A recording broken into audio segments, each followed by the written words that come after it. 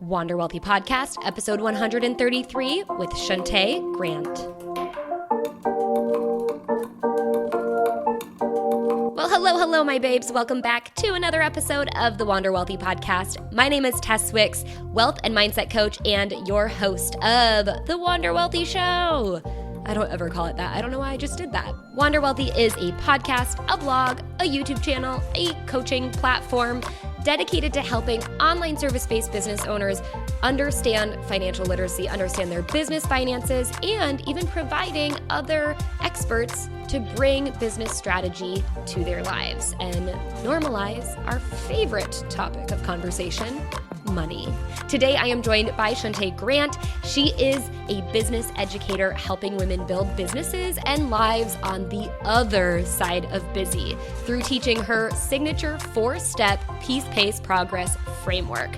This framework teaches women how to create consistency, focus, and structure in their businesses so that they can execute specific goals that progress their businesses. She's also the creator of Because of Zoe Designs, a hair bow company specializing in celebrating the joy of childhood, and she is the host of the Business, Life, and Joy podcast. I was super excited to have Shunta come on the show. I am obsessing over the idea that why do we have to have businesses that are all busy, and productivity is this word that we need to use that means success. And I have never really felt in alignment with that, although I definitely get under the mindset belief that we have to work more and more equals more. And so I really wanted Shunta to come and share her framework and her thoughts on it and any mindset limiting beliefs that she had when she moved into this line of work.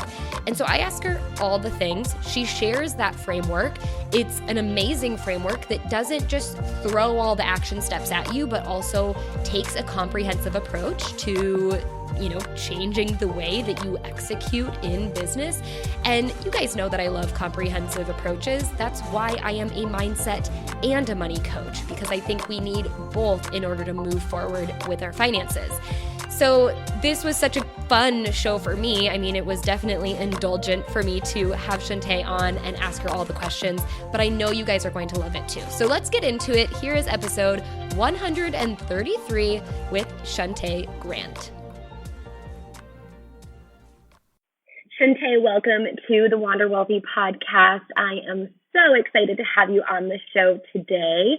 Now, I've gone ahead and done a formal introduction for you, but I would love for you to take us on your journey of how you got to where you are today.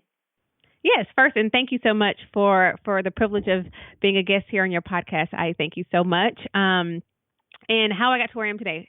Man, there's so many things I could say about that. But essentially, who I am, what I do, I am a dual business owner. I'm the owner of a business called Because of Zoe Designs, where we celebrate the joy of childhood through the handcrafted hair bow. And I've been doing that technically since 2014, but as a full-time business owner since September 2015. I'm also a business educator, a coach, a speaker, helping women build business and life on the other side of busy. And I do that primarily through teaching them a signature framework that I created known as the Peace, Pace, Progress framework. I'm also a fellow podcast host of the Business, Life, and Joy podcast, where I just teach you how to have joy in both your business and life through talking about all types of different things that can relate to both business and life. And I got here by way of one day deciding that I wanted to make some hair bows for my daughter and not realizing that that was going to turn into a business, which then also turned into me walking away from the practice of law and toward an adventure that I never could have imagined, to put it really kind of, I don't know how much detail, but that's kind of the short version of it. Fantastic. I would love to dive into this more specifically, and I'm really interested in how you developed this second business, but I am curious about your journey going from practicing law to the hair bow business. And because I come from my career, career background was actuarial science. And similar to law, there's a lot of you grind your way to get to that career in the first place. You have to go to law school, you have to take these exams. was it hard for you to make that transition? Like, how did you release your ego of being like, I, put so much time and effort and investment into this, and now I'm going to completely pivot away into like a brand where I'm creating hair bows, which I'm guessing has nothing to do with the practice of law. Absolutely. That's such a great question. It's kind of twofold. One, I have been, for as long as I can remember, very big on I really don't care what other people think. Like, really, do not. Yeah. So the thought of what will other people think was so non-existent for me that I was able to really think about what do I want for my life. And that is kind of like the second part of that, is really looking at what my life was going to be like if I didn't make a change. That I pride myself in being very good at being a big picture person and not just getting lost in the weeds, which I think is very important for business and life. And I just thought about the fact that, yes, I worked really hard in law school. I graduated at the top of my class. I did all the things you're supposed to do. And it sucked that I wasn't going to get to do the things that I felt like I trained and prepared for. But at the end of the day, what I really have been training and preparing for my entire life was to be a successful human being and to do things that I find joy in and that I enjoy and that I think use my skill set. And that I am 100% doing. Now, I did initially, I would say like the first year after I left, I would always introduce myself starting with, I was a lawyer, I was an attorney, and now I do X, Y, and Z. And I didn't really even do it intentionally. It's what came out. And for me, that taught me a lesson on, for me, is your ego or my need to be seen as a certain type of way, as intelligent, as smart, as trained, as skilled, was found in explaining to people, almost putting a caveat of where I am today, but where I was first. And that's so completely different from where I am now. I actually sometimes forget that I used to be a lawyer. It seems like that was a complete lifetime ago now, because I'm so immersed and so proud of the work that I do now. But it did take some getting used to not associating me with the practice of law. Even when I disassociated from it by leaving it, I still made that a part of defining or introducing myself. And so that took some work in really becoming, I don't know what it was. I don't know what fully it took. I guess really seeing the success that I had built, and also just really finding that this is the thing. Like, I knew I wasn't going back when I left, but I guess it just took some time in getting used to that. Almost like when you get married, it took me about a year to stop saying my maiden name. I think that's kind of what happened for me there as well. Yeah. Yeah. And I'm sure it can be, well, for me too, difficult to release that identity of like, this is something I spent so much time building my identity up. And now I'm making a pivot and I'm making this big life change that is not traditionally acceptable, right? Like, what is traditionally acceptable is go to school, get a good job, like build this career in this profession that everyone understands and can really like wrap their hands around. Whereas the other side of your life story is harder for people to conceptualize. And so I think we honestly just default to, oh, but I used to do this, so I can relate to you there. Yes. And that is very true, because I still think if you polled my family members, they have no idea. Like, they probably just think all I do is make hair bows, which I actually don't make them physically myself. But like, that's, even when they think about what I do now, they think about Because of Zoe. They understand that I travel and I speak a lot, but they don't fully understand exactly what I do. And I'm fine with that. My friends do to an extent, but I think I actually like the mystery of it. But yeah, you're right. It is kind of letting it go, shedding a part of me. And for me, it was just because it was so much. I've talked about my, from college on up, I just talked about, this is my story. I'm going to be an attorney. I'm going to do this. This is like, it was just so, people who knew me from college and of course from law school, they saw me as that. And just, it became like just a part of who I was. And so to willingly shed that, particularly when you were so successful, I think kind of came as a surprise. But really, it came as a surprise to me. It was not my original intention or plan. It just kind of happened. Yeah. And now I'd love to go into the transition. I mean, not even a transition, but the addition of the second business that you started, which is really your work with other professionals, other business owners. And I love the idea of getting to the other side of busy, because I think first, how about just tell us, what really brought that on and what helped you develop this framework that you teach other business owners to create so that they can stop being so busy and bombarded with all the things that, we assume it takes to build a business. Yeah. Well, because I was on the not good side of busy, I was in the thick of it.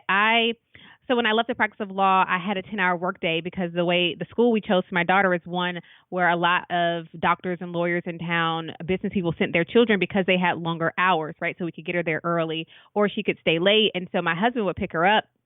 I would drop her off. I had these long work hours. So I had like a 10-hour workday, one business at the time, and I was just doing everything. And I thought, one, because I was making great money, and two, because I was doing work that I loved, that if I was working all the time, that was okay, because this is the gift. The gift is, to me, I thought, the gift is getting to do work you love. And that actually is not true. The gift isn't just to do work you love. The gift isn't even just to do work you love and be paid well for it. The gift is being able to create a business that blesses your life and not create a business and then find the holes to jam your life into. And that's what I had to learn. A number of things happened to make me realize that, from my daughter mimicking me one day by holding up a phone and being on the phone, to recognizing I had an encounter one day with someone. They were asking how business was going, and before my brain could form a thought, my mouth was already saying busy. And I just kept finding that word being used over and over, to the point that one day I sat in the car after saying that word to someone, and it was almost like an outer body experience, looking at myself saying, like, is this really the word you want to use to continue to summarize this life you've been given, this work you've been given? No, let's talk about let's strip what that word really means, so we can desensitize. Like, it's been so desensitized that it's like saying a curse word, but no one is looking at it that way anymore. I look at that busy as one of the 4-letter bad words, right? Because it really is saying a lot. It's saying, I'm moving about without intention. I'm just doing stuff from sun up to sundown. I don't have a plan in place. I'm not working from a framework, because you can be full. You can have a lot that you're doing, but not be busy. The busyness is the part that just makes you can't breathe well. It brings in the overwhelm. That's what I wanted to deal with. It's never been about not working hard and being very intentional with the time you have, whether you have a 2-hour workday or, 8-hour workday or whatever. But it's about, what are you doing in that time? And so for me, I had to realize I was just doing. And it really wasn't coming from a place of having a plan, having a purpose, a vision laid out. I wasn't building a business. I was just a person who made stuff that I loved, and I was selling it. And there's a big difference between the two. There are a lot of people who are doing things they like and getting money for it, but they're not business owners. They're not leaders. They're not creating something that can grow beyond themselves, that they can bring a team on and help them to grow. They're just making stuff they like or doing a service they like and being paid for it. And that's where I was. And I realized in order to really get where I wanted to go, that had to shift. And it's so funny, because I feel like the word busy and even productive, when used in the wrong way, they really have become desensitized, but they're also like words that we feel like are words to use to show how great things are, and how I don't know, it's like a badge of honor, right? And I think people are becoming a little more waking up to the idea that maybe working all the time isn't as awesome as it seems, even if it is work you love. Yeah. And I love that you really painted that picture for us. Yeah. How do you get people over that hump? What is really your process? And I know you go deep with this in a lot of the work that you do with your clients, but even from kind of a high level standpoint, can you walk us through your framework? Yeah, absolutely. So it's 4 steps, and walking right down them is kind of high level how you start to think about it. The first step of the framework is release. And so all that means is the first thing you have to do is acknowledge there's a problem, and acknowledge that a lot of the ways we've thought about life or about business, about time, have been wrong, and we have to release that. So before I can put something brand new and shiny and good in your hands, I have to acknowledge what you're already holding on to. A lot of times people will come to you and they say, I have this thing, I can teach you, it's going to be great, and they throw it at you. but they're not acknowledging that you're already holding on to stuff that is going to make what they're throwing at you slide right off. It's not going to stick. So the first thing I have to do is help you to understand exactly where you are, the things that are in your mind that are not helpful to you, the things that you've been doing, the habits, the practices, the routines, the beliefs that are not helping you and will not continue to help you. They may have gotten you to where you are today, but they are not going to get you not one step further. You're just going to continue to loop around. And so it's just releasing that. And then I also teach you how to do that literally on a day-to-day basis, what that looks like in practice, right? What are some things I can teach you to do? I teach you what I call my cleaning house method, to make sure every day you are coming from a clean space, a clear head, because I always say cluttered hands make for you're not going to be efficient or effective.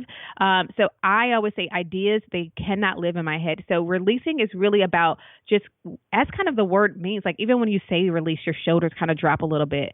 That's the first thing, is really acknowledging what are those beliefs. For me, some of those beliefs were thinking that more equals more, that if I had more time, I could do more, that I needed more to make more. And so much of that is actually the opposite I have found to be true, because sometimes the less I do, the less I make, the more I niche down, the more money we make, the more impact we're able to have, the more I can charge for something when it feels, limited. So just releasing a lot of those things I had to do for myself. And I realized, here's the problem. I'm giving people this and I'm wondering, why aren't they having traction? It's like, because I didn't acknowledge where they were. I'm trying to teach, a bird how to walk underwater, and I have to first acknowledge, this is a bird. We have to first give it the things it needs to get in the water. Mm-hmm. That's the first step. And then the second step is visualize. So many people are walking around without vision, and without a vision, people truly will perish. Not only you, but your audience. They won't get what it is you really have to offer, no matter what type of business you have. And so getting people to understand the importance of vision, purpose, and values is what we do in that second step. Is so foundational. Before you do another thing, like, have you really defined what that looks like for you and your business, or even for your life?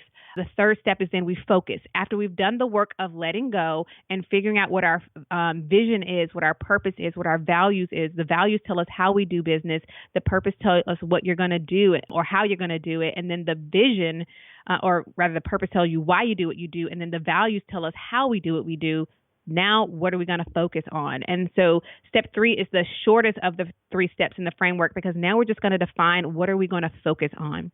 So many people want to do, I'm working on this. If I go in like to a team meeting or come in and just ask a solopreneur, what are you working on? They're going to give me 15 different things, 6 things, 3 things. And I'm like, that's too much.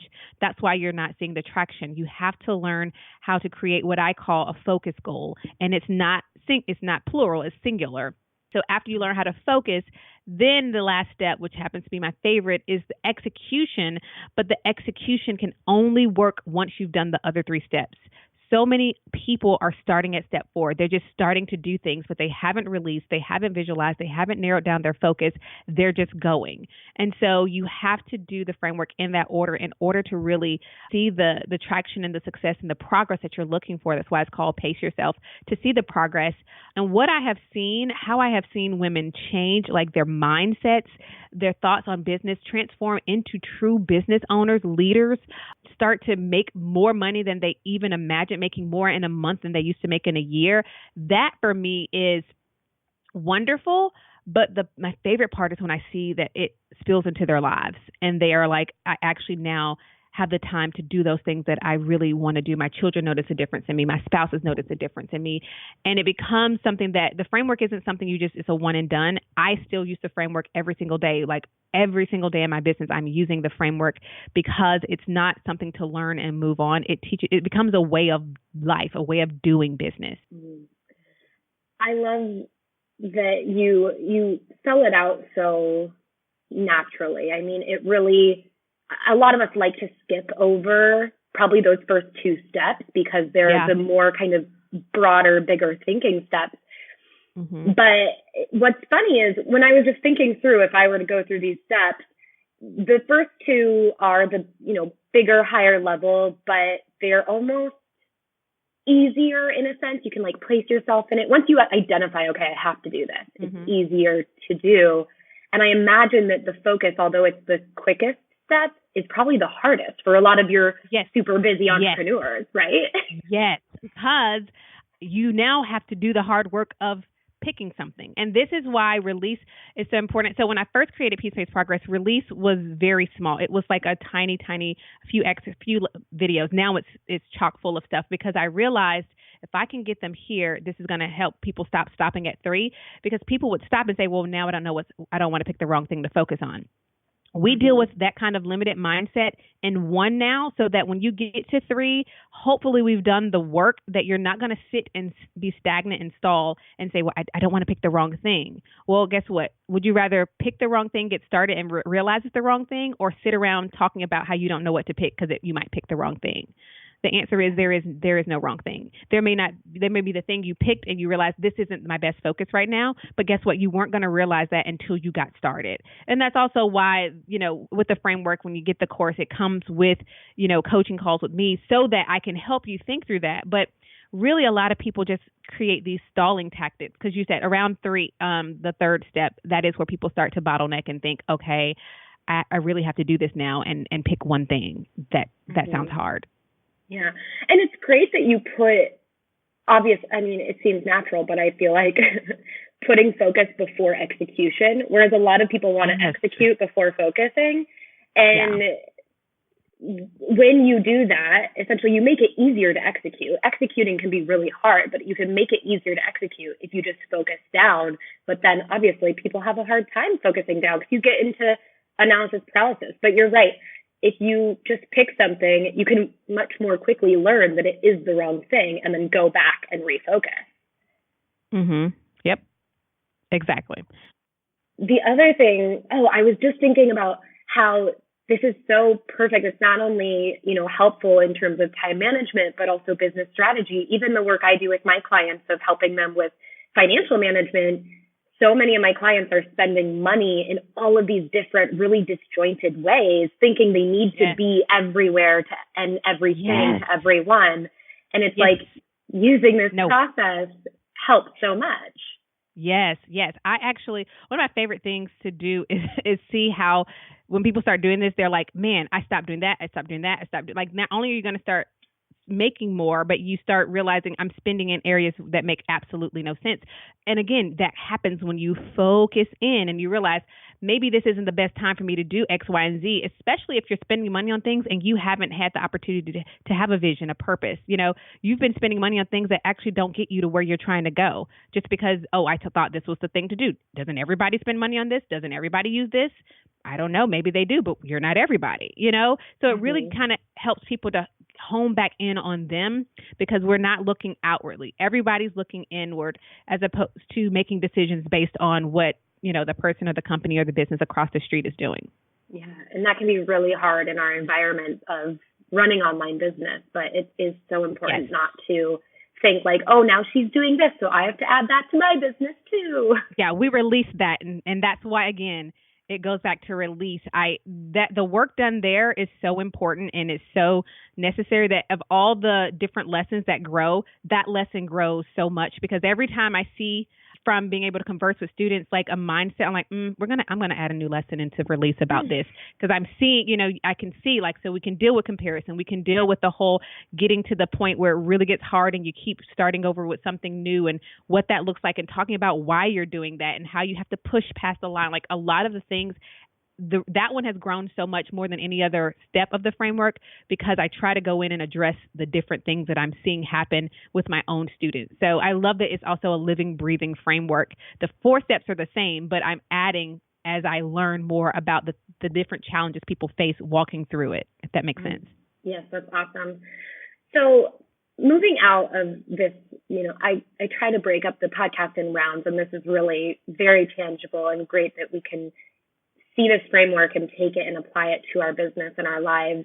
What would be one specific thing someone can go do right now? And I think I want to dive into the release. Like, do you have one exercise that they can do to work on releasing something, some way in their life? I would say the first thing, and I say this one a lot actually, is giving yourself at least 1 hour. Take some time away from everything, no podcast in your ear, nothing, and ask yourself, what do you want? Like, what do I want for my life, if we're going to talk about life? And don't write down what you think someone on the outside looking in would want to see on that paper. It can be, I want to be able to buy every pair of Jimmy Choos I want. Like, it can be whatever you want, but it has to be what you want. Because if you don't know the answer to that question, what are you doing every day when you wake up? Like, really, what are you doing? I think that's a really good place to start, because when we can acknowledge that, one of the things that helps us to release is the need to want what other people want. And if I don't want what you want, when I see you have what you have, I can be genuinely happy for you, thrilled for you, cheer you on without thinking about what you have in relation to what I do or do not have, because there's no relation there. But I think when people are content and really firm in who they are and what they want, those are the people I want to be around, because those people aren't driven by comparison. They're not envious. They're not petty. They're not spiteful. They're people filled with integrity and joy, and who truly can cheer and see other people win and be genuinely happy about it without asking, when is it my turn, or making it about them. So I would say that's a great place to start, because just doing that is going to help you release a lot of toxic stuff.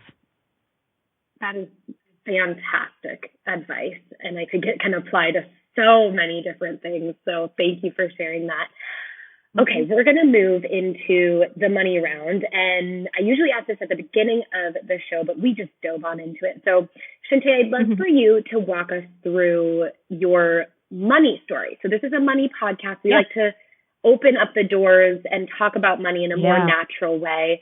And so I'd love to know a little bit more about how you grew up around money, what you learned about money through, even from childhood into adulthood, and how that's impacted your relationship with money today and what maybe you've learned from it. I love this, and I love that you're having this conversation, because I feel like money, sex, and marriage are things people don't talk about, and I think we should be talking about it because it's so helpful. Because a lot of people don't talk about these topics, and they're things that it takes away some of the tabooness of it.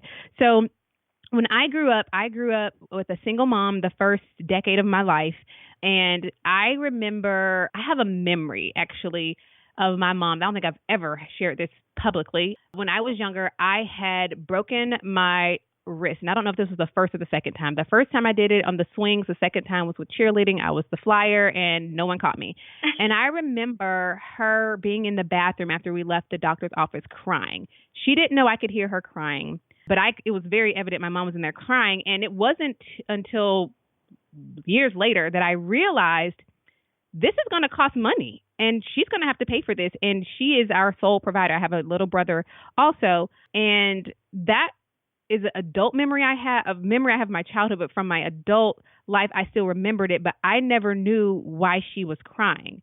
And now looking back, I can go back and see that and see now as a mom, like, that's expensive. Yeah. And so for me, I'd never thought of money as a child. You just think whatever I need, my parents provide. And then as I grew older and got in high school, I remember not being able to go to cheerleading camp. I was able to be on the squad, but the camp was going to cost too much. And so I started to learn that money is a resource that we don't have just flowing everywhere. Like, it's just not, you need it, we've got it. It was something that had to be worked for. I worked in high school at a job and saved my money. I just saved it. I did not spend money. I saved. And I remember when I opened my first bank account and I took this huge wad of money, and the lady even at the bank being like, wow, young girl, like, you have a lot of money saved for someone your age. And I was just like, every paycheck I cashed it and I put it in this blue bank in my closet. I remember when I had to go in and break it open to open a bank account. And then when I went to college, I worked while working through college, and I kind of semi-worked in law school, not really worked. I was a teaching assistant. So that's like it was not a lot of money, but work was not something that I shied away from. I realized in order to make money, you work. And so when I went to law school and had my first job the summer after my first year of law school, I was one of the few people who actually got a job at a firm, and we were making $2,100 a week. And I remember thinking, like, what am I going to do with all this money? Like, I just thought, this is the life, I don't know how old was I? Like, maybe in my young 20s. And making $2,100 a week. Did I say a month? It's a week. It was a week. And so for the 8 weeks of the program. And so I just remember that was when I realized like my life is going to be different. Because this is, if I'm doing this over the summer as, you know, I have no degree yet, like this is going to be really good. And I think for me, I started to have, I think the understanding that my life was going to look a lot different, and then my children's life would look very different than my childhood, which I wanted to bring in the things of my childhood that money cannot buy you, but I also wanted to bring in the things that money could. And so I remember I was able to do things like purchase my car. My mom actually totaled my car by mistake. We switched cars one weekend and she was in an accident. My car was totaled. But from working at, you know, over the summers, every summer after in law school, I was able to just buy a car. I bought some. I knew I didn't want a car note. So early on, I knew like I didn't want to have that hanging over my head. And so these are just like money stories that come to my mind, like just thinking through, like these are times when I remember thinking about money.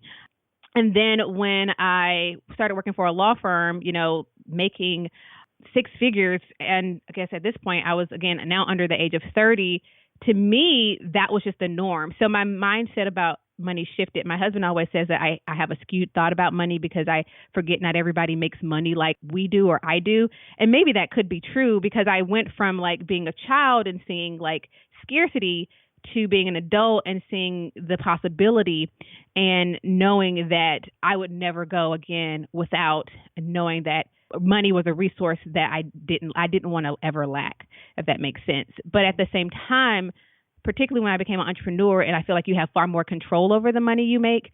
And I thought, man, I could, like, law firm money was nothing compared to what you can do as an entrepreneur.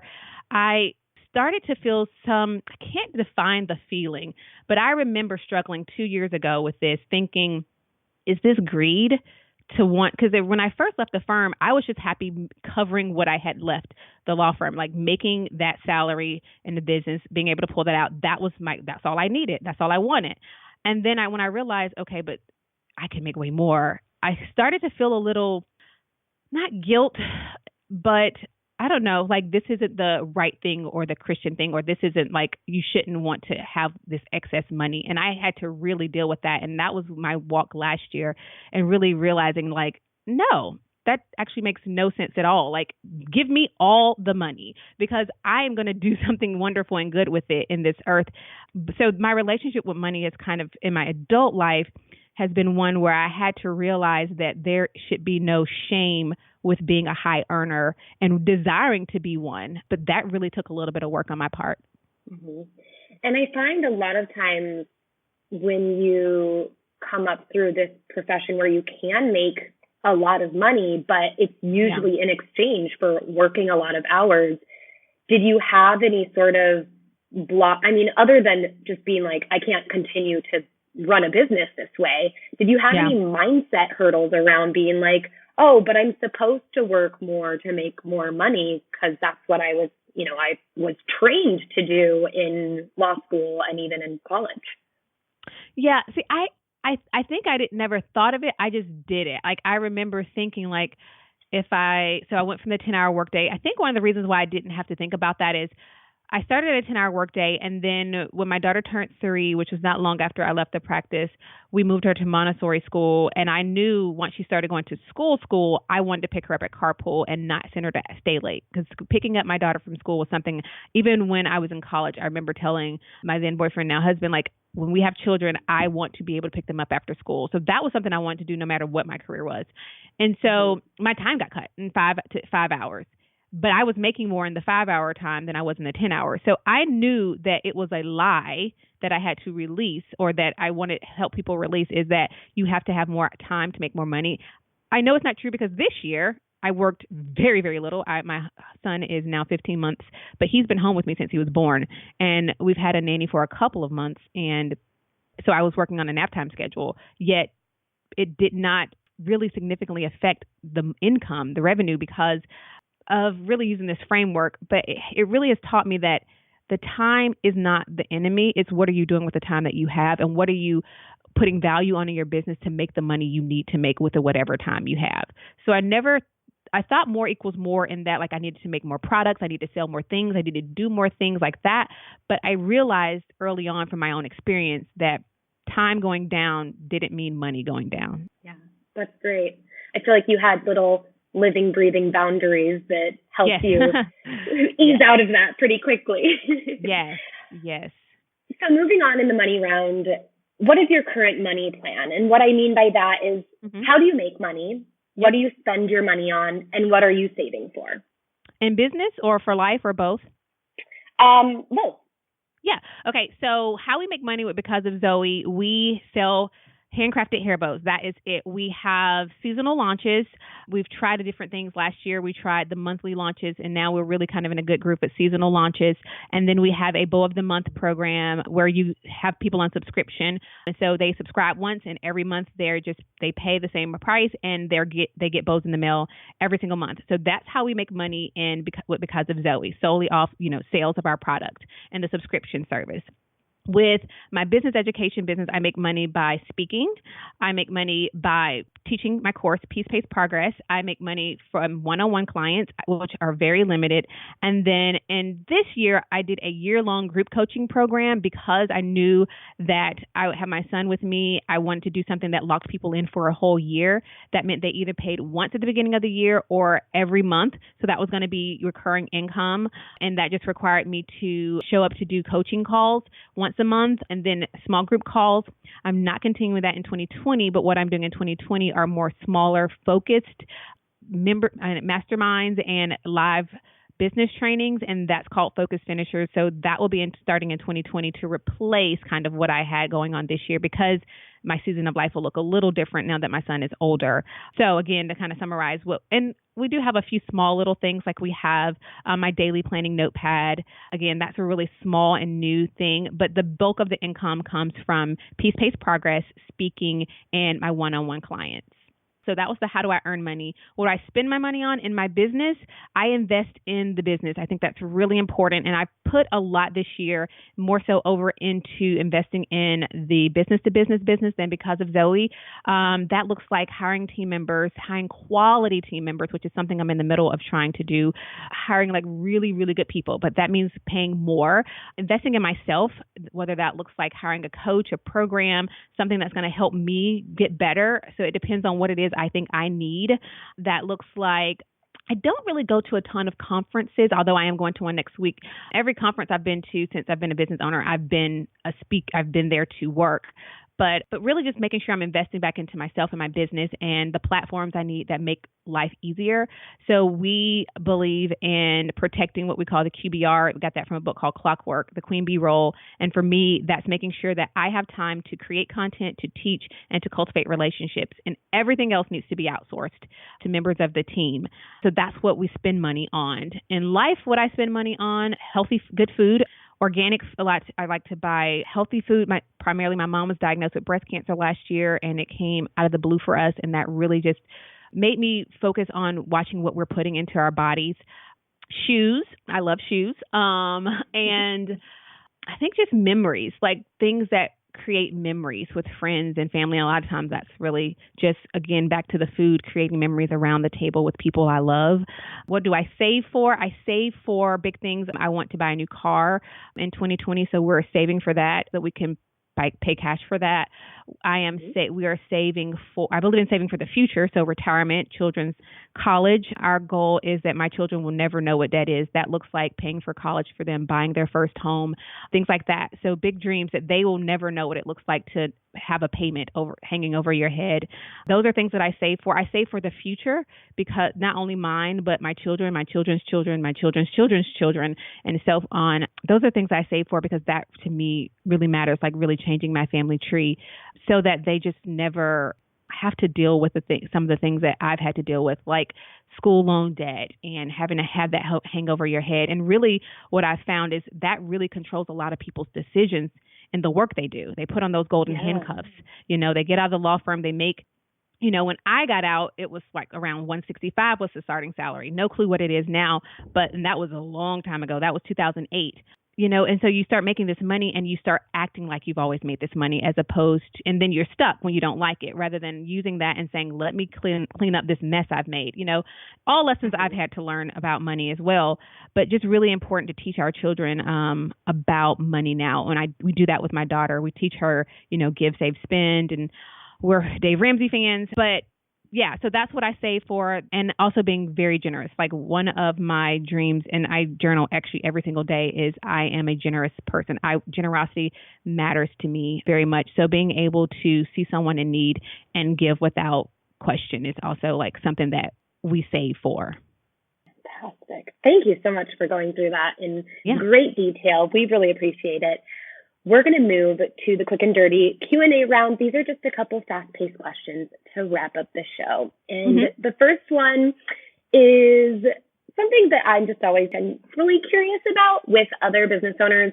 What is something that you do that has nothing to do with your business and really just, something that you've always enjoyed doing, and or maybe, well, I bet you have time for it because you do piece-based progress. So you make time to do for yourself.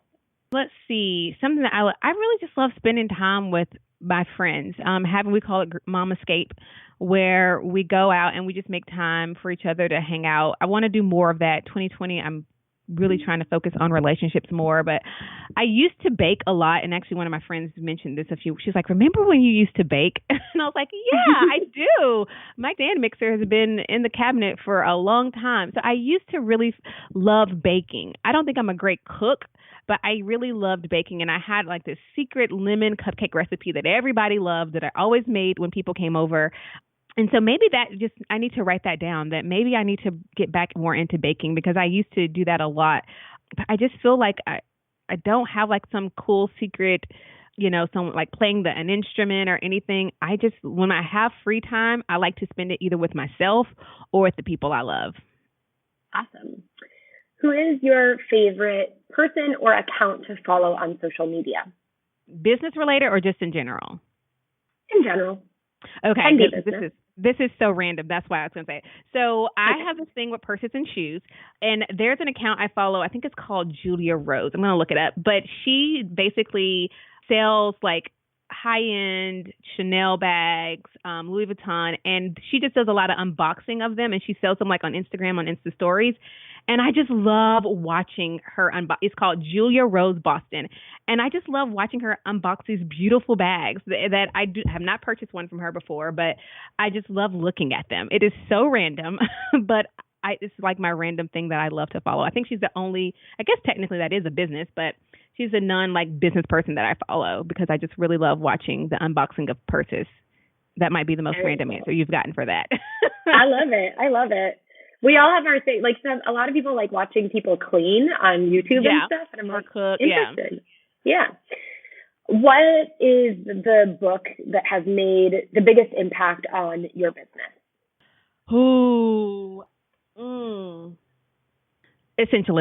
Essentialism. Yeah. I read that 2 years ago and I actually need to reread it. I wanted to buy every copy and give it to so many people for business and life. It really talks about the art of less, but in a non-gimmicky way, like in a real life way. It's probably one of the best books I've read in my adult life. And I have so many others I love, but yeah, I had to pick one. The best piece of financial advice you've been told that you'd like to pass along? Oh, that's so good. Gosh, I'll try to pick one that hasn't been picked. Probably live on less than you make. It's just so important. I think, live on less than you make I'll go with that one. Great. Shunta, thank you so much for sharing all of your wisdom with us and your stories and being an open book with us. I would love for you to tell us how we can stay in touch with you so we can follow along with both of your businesses and everything that you're up to. Well, the best place to hang out with me every single day is on my Insta Stories because I'm on there. It's my favorite thing that has ever been created in the social media world is Insta Stories. And I'm at Shunta Grant. That's SHUNTAGRANT. And Because of Zoe, if you have a little girl or a niece, you can find us at Because of Zoe, and that's ZOE on Instagram. And then ShuntaGrant.com houses mostly everything if you want to learn more about me, speaking, what I do, piece-based progress. But really, come hang out with me on Instagram. I'd love, and let me know that you heard me on the podcast. I'd love that. Yes, absolutely. We will definitely send people your way. Thank you so much again for coming on the show. Thank you for having me. And that's a wrap, episode 133 with Shunta Grant. If you guys want to check out Shunta's website, her Peace-Pace Progress Framework, or check out some of the resources that she mentioned in this episode, head to the show notes by going to wanderwealthypodcast.com/podcast/episode 133. You can also find it linked in the description of your podcast player. Now, before I let you go, I have a special treat for you, especially all you podcast listeners. You're the first to find out about this. The Invested program is going to have an enormous flash sale over Black Friday, except it is actually happening 1 week before Black Friday, from November 21st to November 25th. I'll explain that in a second. But if you have been sitting at your desk at work, trying to figure out your 401k plan, or trying to feel like there's more you could be doing with money. You want to start investing, you want to get invested, but you don't know. Maybe you're scared of investing. Maybe you just have no idea how to do it, or you don't understand some of the terminology that's thrown around. Maybe you want to make 2020 the year that you finally get invested, or you finally feel confident about the money that you've been putting into your 401k or an IRA or an RRSP if you're in Canada, whatever it is that you are doing. You want to finally understand investing, have a strategy that you feel confident in, that is personalized to you and your goals, and you want to be able to call yourself an investor for once and for all. And if that's something that you've been craving, then the Invested program is going to change your life. It will be the best investment you make in yourself. Investing, at the end of the day, is putting your money to work for you and hoping that, it makes a return. And by making your initial investment in the Invested program, especially at a 40% discount, you are putting your money in something that then you're going to be able to take and continue to put your money away into investments that will provide returns, but you'll have the confidence, you'll have the wherewithal. You'll know when to not just pull all your money out because everyone else is freaking out about it. We know when investing gets scary, and I teach you how to handle those times, but also how to build a strategy that is appropriate for you. Because if you have a strategy that's not appropriate for you, you can also get yourself in trouble. So there's so much to learn, and I break it down in the program so that if you've never invested before in your life, if you don't understand it, if you just don't speak the language, you're going to start speaking the language. You'll learn all of that. But also, if you've been investing for a while and you're really just not sure exactly how it's been working, but you've just been kind of doing it because that's what you know you should be doing, then it's also a perfect time to get in. Even if you do understand some basic terms, you can just hop into some of the intermediate modules and really get a lot of great content and value out of it. There's so much good stuff in here that can change your life when it comes to investing and truly take you from, spending your money and maybe saving it for various things to being able to put your money to work for you. Again, there's a 40% off flash sale that's going to happen the week before Black Friday, between November 21st and November 25th. So what you want to do is mark your calendars, and I will remind you next week, don't you worry, but mark your calendars and visit wanderwealthy.com/invested. And then if you want to sign up, use the code Black Friday 19, and that will take 40% off the price, and you can get started and you'll get everything thrown your way from the get-go. So just make sure you pace it out and dive on in at your leisure. And the reason I'm doing this is for a couple of reasons. One, there's so many sales that are happening around Black Friday, and I don't want to get lost in the minutia of it all, but also Black Friday is happening around, family time for me. And it's more important for me that you are spending time with your loved ones and your family. I'm going to be doing the same thing. I'm actually going to be on vacation and traveling. And so in addition to that, during this flash sale, I want you to have access to me. I want you to be able to send me an email. You can do that by sending an email to tess@wanderwealthy.com. I want you to be able to reach out to me, which you can do. Reach out to me on Instagram in the DMs at Tess_Wicks and ask me any questions you have about whether this is going to be right for you or not. And I want to be able to talk to you and respond to your questions. And so again, because I'm going to be traveling and the Thanksgiving holiday for me is a time to spend with loved ones, I'm going to be doing this sale the week before. So it's 1 week from today, 1 week before Thanksgiving. If you don't celebrate Thanksgiving, then hey, this is just a fun flash sale. But mark your calendars, November 21st to the end of the day on November 25th. I will also be sending an email if you're on my email list. If you aren't, you can get in by going to wanderwealthy.com/invest and sign up for my freebie investing course. And then you'll be the first to know when the discount goes live. So that's the tea. If you have any questions, feel free to reach out to me. I gave you my contact information, and I will be reminding you all the things next week. And until then, I hope you wander wealthy.